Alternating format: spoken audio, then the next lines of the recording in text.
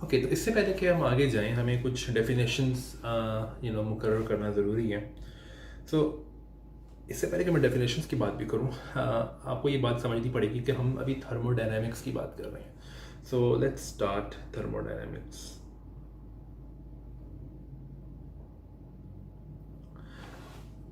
Thermodynamics के बारे में आप एक चीज़ नोट करेंगे कि ये बहुत ज़्यादा प्रिसाइज नहीं होगी। जब हम स्टैटिस्टिकल मैकेनिक्स में जाएंगे तो चीज़ें ज़्यादा प्रिसाइज होंगी। थर्मोडायनेमिक्स को अगर हम डिफ़ाइन करने की कोशिश करें तो अगर हम एक बहुत मशहूर बुक की बात करें जो कि मेहरान कारदार की बुक है, उसमें थर्मोडायनेमिक्स की जो डेफिनेशन है वो कुछ इस तरह से है कि थर्मोडायनेमिक्स, और इसमें कुछ वर्ड्स आएंगे, उन वर्ड्स में आपको एक्सप्लेन करूँगा, इज़ द phenomenological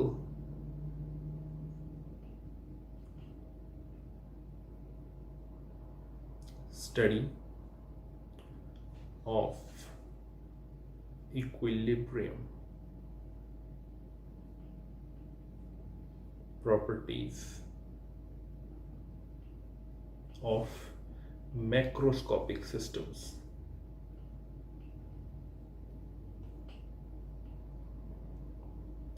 अब यहाँ पे आप देख सकते हो कि 3 लफ्ज़ आए हैं और जिनको डिफाइन करना ज़रूरी है। एक तो है फिनोमिनोलॉजिकल, एक है इक्विलिब्रियम और एक है मैक्रोस्कोपिक। राइट, तो इन तीनों के ऊपर बात करते हैं। तो सबसे पहले what do you mean by phenomenological, right?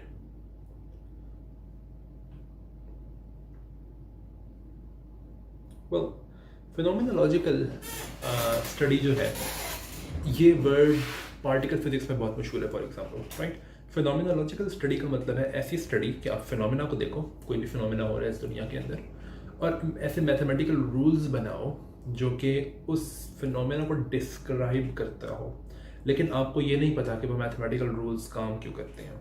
अगर आप पार्टिकल फिजिक्स थोड़ा जानते हो तो जो मरे गेलमान था उसने जो 8 फोल्ड वे बनाया था क्वार्क्स का, that was a phenomenological model, right. और फिनोमिनोलॉजी आज भी पार्टिकल फिजिक्स में खैर होती है। अगर मैं बहुत सिंपल बात करूं तो अगर आपने स्नेल्स लॉ को पढ़ा हुआ है, राइट, स्नेल्स लॉ जो है वो लाइट की रिफ्रैक्शन की बात करता है और ये बताता है कि एंगल ऑफ इंसिडेंस और एंगल ऑफ रिफ्रैक्शन जो है, अगर मैं इसको यहाँ पे एक स्केच बनाऊँ उसका, तो ये एंगल ऑफ इंसिडेंस है और ये एंगल ऑफ रिफ्रैक्शन है, राइट।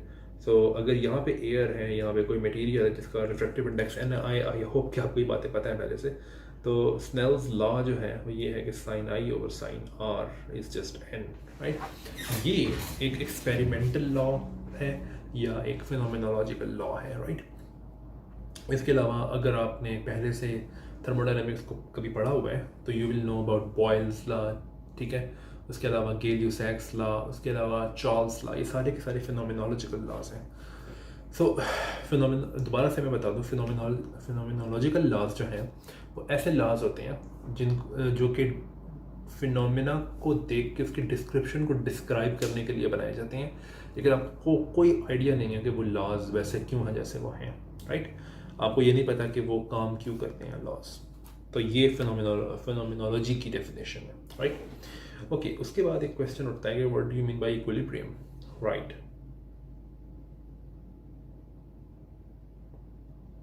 वेल, इक्विलिब्रियम को इस बेसिक लेवल पर डिफाइन करना इतना आसान नहीं है, लेकिन एक रफली इंट्यूटिव अगर मैं डेफिनेशन बोलूँ तो मैं ये कह सकता हूँ कि एक सिस्टम की स्टेट अगर रफली ये रफली एक अच्छा वर्ड है वैसे, रफली चेंज ना हो ओवर टाइम तो वो सिस्टम इक्विलिब्रियम में है, राइट। अब what do you mean bye a state of a system?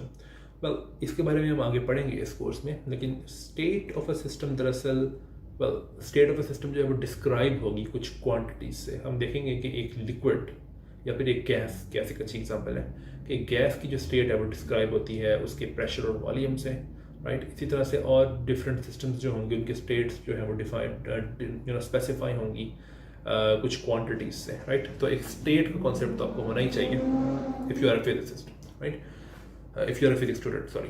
Okay, so अगर एक स्टेट है सिस्टम की वो चेंज नहीं होती रफली ओवर टाइम तो that system is in equilibrium. ये अच्छी डेफिनेशन नहीं है, आई एक्सेप्ट कि अच्छी डेफिनेशन नहीं है ये, हम जैसे जैसे कोर्स में आगे बढ़ेंगे हम चीज़ों को और प्रिसाइज करते जाएंगे। अभी चीज़ें बहुत रफ हैं। ये डेफिनेशन क्यों अच्छी नहीं है? फॉर एग्जांपल मैं ये कह सकता हूँ कि अगर कोई प्रॉपर्टी है एक सिस्टम की, मैं अगर ये कहूँ कि ये प्रॉपर्टी जो है वो 0.1% से ज़्यादा चेंज नहीं होनी चाहिए। फॉर एग्जांपल 0.1% से ज़्यादा चेंज नहीं होनी चाहिए ओवर 20 सेकेंड्स, राइट? तो ये जो डेफिनेशन है इक्विलिब्रियम की, that might be good for some systems, right? But that might not be good for some other systems. ऐसा हो सकता है कि दूसरे systems के लिए ये definition बिल्कुल अच्छी ना हो, क्योंकि 20 seconds हो सकता है कि उन systems के लिए बहुत लंबा time हो अपनी properties change करने के लिए, right? For example, इसकी एक अच्छी example ये है कि अगर आप एक गिलास की बात करो, तो एक गिलास जो है वो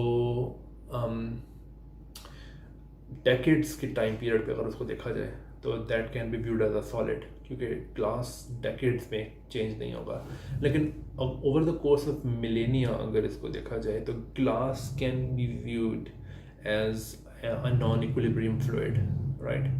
सो that's why I am saying कि ये डेफिनेशन कोई बहुत अच्छी नहीं है, लेकिन that will work for the moment. तो हम आगे जैसे जैसे जाएंगे हम डेफिनेशंस को और क्लियर करते जाएंगे। ओके, सो जो थर्ड चीज़ है, थर्ड टर्म है जिसको मुझे डिफाइन करना चाहिए, वो है मैक्रोस्कोपिक सिस्टम, राइट? सो मैक्रोस्कोपिक सिस्टम को हम कैसे डिस्क्राइब कर सकते हैं? वेल इसको डिस्क्राइब करने के लिए मैं एक और वर्ड लेकर आऊँगा, और वो वर्ड है माइक्रोस्कोपिक स्टेट। अब मैक्रोस्कोपिक स्टेट और माइक्रोस्कोपिक स्टेट में फ़र्क समझना इज़ इम्पॉर्टेंट, लेकिन जैसे जैसे हम आगे जाएंगे हम कुछ सिस्टम्स को स्टडी करेंगे जहाँ पे ये ज़्यादा क्लियर होता जाएगा कि what do we mean by macroscopic state and microscopic state. लेकिन इसकी एक सिंपल एग्जांपल मैं आपको यहाँ इस तरह दे सकता हूँ। सपोज करें कि हमारे पास 3 कॉइन्स हैं, ये फेमस एग्जांपल है। हमारे पास 3 कॉइन्स हैं, और मैं इनको स्क्वायर से रिप्रेजेंट कर सकता हूँ, बल्कि सर्कल से रिप्रेजेंट कर सकता हूँ। Coin 1, coin 2 and coin 3, right? अब इन 3 कॉइन्स को मैं टॉस करता हूँ, राइट? सपोज करो कि पहला कॉइन जो है वो हेड है, दूसरा कॉइन जो है वो भी हेड है, और तीसरा कॉइन जो है वो टेल है, राइट? तो इस सिस्टम की जो माइक्रोस्कोपिक स्टेट है वो ये है कि पहला कॉइन हेड है, दूसरा कॉइन हेड है और तीसरा कॉइन टेल है, राइट? तो इस सिस्टम को मैं डिस्क्राइब ऐसे कर सकता हूँ, हेड हेड टेल, ये एक माइक्रोस्कोपिक सिस्टम है। अब मैं एक और स्टेट की बात करता हूँ, यही 3 कॉइन्स हैं, लेकिन ये हेड है और ये हेड है, लेकिन ये टेल है, राइट? तो ये स्टेट जो है ये हेड टेल हेड है। लेकिन अब आप देख सकते हो कि ये दोनों स्टेट्स डिफरेंट हैं, राइट? क्योंकि पहली स्टेट में बीच वाला हेड है, लेकिन दूसरी स्टेट में बीच वाला टेल है, राइट? तो they are different micro states, but दोनों की दोनों स्टेट्स जो हैं उनमें 2 हेड्स हैं और एक टेल है, राइट? तो ये एक आप कह सकते हो कि ये दोनों जो माइक्रो स्टेट्स हैं ये सेम मैक्रो स्टेट को कॉरेस्पॉन्ड करती है, राइट? इसमें और भी इशूज आ सकते हैं इंडिस्टिंग्विशबिलिटी के, लेकिन अभी मैं उसकी तरफ नहीं जा रहा, आगे जाके हम उसकी बात करेंगे। सो आप देख सकते हो कि माइक्रो स्टेट्स और मैक्रो स्टेट्स में ये डिफरेंस है। अगर मैं सिर्फ मैक्रो स्टेट की बात करूँ तो ये दोनों स्टेट्स जो हैं ये सेम है, क्योंकि मैक्रो स्टेट जो है वो सिर्फ ये पूछती है कि कितने हेड्स हैं, दैट्स इट। अगर मैं कहूँ 2 हेड्स हैं तो इस पहली वाली स्टेट में भी 2 हेड्स हैं और इस दूसरी वाली स्टेट में भी 2 हेड्स हैं। तो अगर मैं कहता हूँ कि आई don't care about micro state, तो इसका ये मतलब है कि मैं सिर्फ मैक्रो स्टेट की बात कर रहा हूँ and I don't care about the micro state, right? So अब इस अंडरस्टैंडिंग से इक्विप होके मैं ये कह सकता हूँ कि मैक्रोस्कोपिक सिस्टम एक ऐसा सिस्टम है जिसकी माइक्रो स्टेट्स की मैं केयर ना करता हूँ, right? Okay, so this is the definition of macroscopic system. एक और डेफिनेशन है जो कि मुझे यहाँ पे बतानी चाहिए, और क्या कहते हैं वो डेफिनेशन जो है वो 4th होगी आई थिंक, यस। तो वो है क्लोज्ड सिस्टम की definition. What do I mean by closed system? Well रफली मैं ये कह सकता हूँ कि क्लोज्ड सिस्टम एक ऐसा सिस्टम है जो कि अपनी सराउंडिंग्स, अपने इन्वायरमेंट के साथ ना मैटर एक्सचेंज करे, तो ये लिखना चाहिए मुझे, no exchange, okay, no matter exchange और no energy exchange, right? Thermal energy exchange, obviously मुझे यहाँ पे थर्मल एनर्जी या हीट लिखना चाहिए, हीट बेहतर लफ्ज़ है, हीट एक्सचेंज, राइट? तो एक क्लोज सिस्टम हमारी पर्पसेस के लिए एक ऐसा सिस्टम है जिसमें जो कि अपनी सराउंडिंग्स के साथ ना ही मैटर एक्सचेंज करे और ना ही हीट एक्सचेंज करे। अब ऐसा हो सकता है कि हम सिस्टम को, ये सपोज करें अगर ये हमारा सिस्टम है तो हम इस सिस्टम को इंसुलेट कर लें। ये सिस्टम है हमारा और ये इसका एनवायरनमेंट है या फिर सराउंडिंग्स है। तो इसको हमने इंसुलेट किया हुआ है कुछ वॉल्स से, राइट। अब अगर हम ये कहते हैं कि ये वॉल जो है ये ना मैटर पास करने देगी सिस्टम और एनवायरनमेंट के दरमियान, और ना हीट पास करने देगी, राइट। तो ऐसी वॉल्स को हम कहते हैं एडियाबैटिक वॉल्स। तो बल्कि मैं यहाँ पे एक टेबल सा बना सकता हूँ, walls heat matter, yes I think that's good. So adiabatic walls heat को भी पास नहीं करने देती, मैटर को भी पास नहीं करने देती, राइट।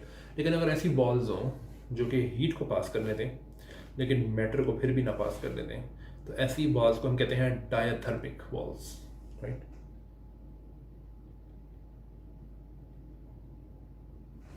तो दीज आर द 4 डेफिनेशंस जो कि मैं क्लियर करना चाहता था इससे पहले कि मैं कोर्स में आगे जाऊँ।